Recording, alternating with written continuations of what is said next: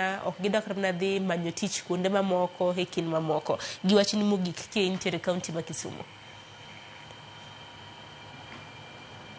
Erokamano ahinya Sharon, kaka Kennedy osewacho. Adwa mana medo weche moko matin kabisa. Ka wang'iyo context ma Kisumu.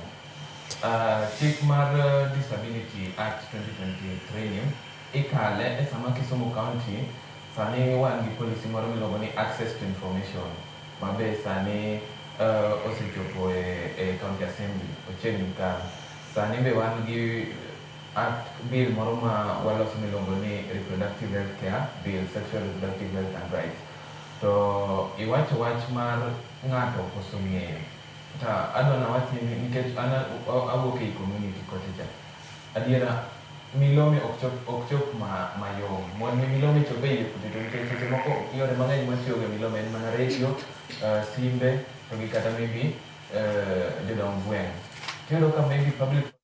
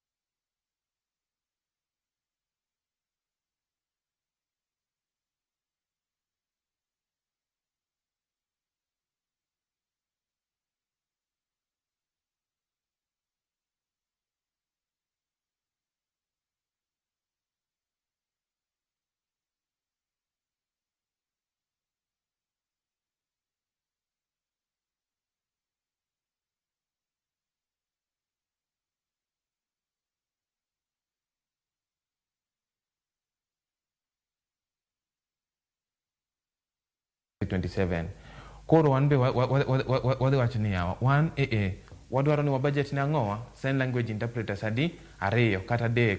Wan be wadwaro ni nikech sani idwaro kata ni services mimiyo jogo man gi ng'ol e osiptal obed free.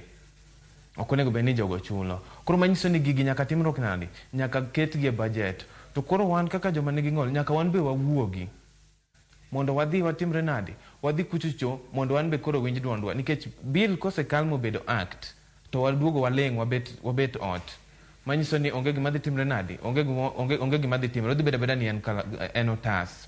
Koro nyaka wa make sure ni wan be wadhi e public participation, wa prioritize gik mwadwaro gi, wandiko memorandum, ma koro kwa sendiko memorandum kata petition mwatero koko kal to koro sama wadhi iluongo ni Office of Ombudsman kata National Council of Persons with Disability, owacho ni nwandiko nyaka memorandum, to onge gima timruok nade, onge gima okal. Ng'e ni body no kata migawo no gin nyaka gi teko mar samon, gibiro kata samon CC mar county. Gipenje ni gini ok oyud kata milom, okia gimoro amora matimre sani. To seche moko dwaro kata disability card mane Mr. Kennedy osewacho no. Manyiso ni koro be nyaka wariwre gi jogo iluongo ni CHP, Community Health Promoters. Gin be nyaka milome ni chop, gin nikech gin to koro gidwa donje i gweng' zaidi, gin giwuothe ot ka ot.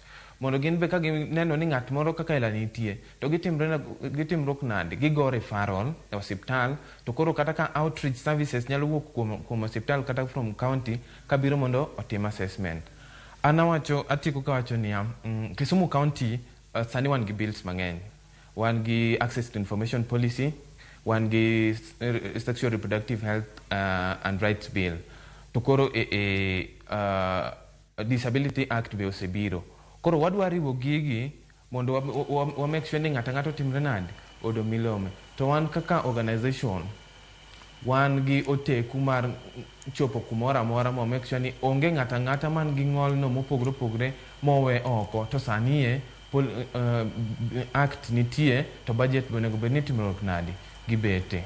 Koro atiko mana kago erokamano kendo wacho ni wan gi tich monego bed ni wadok watimo to wadwa time nikech gimonego bed ni watimo maber ne pinywa kaka mar Kenya ni en tiyo tich. Koro nyaka wago tich mo make sure ni ng'ato timre nade oyudo mijumbeni. Erokamano ahinya Sylvester Hadhaya. Mano Sylvester Hadhaya koromga jong jakidera tich jomong'ol achiel kachiel kintiere kaunti mano ma Kisumu. Irene Ngolo, in bende achiwni thuolo mar wacho wachni mogik watieko. Erokamano ahinya Sharon. Mokwongo adwa ni mondo mi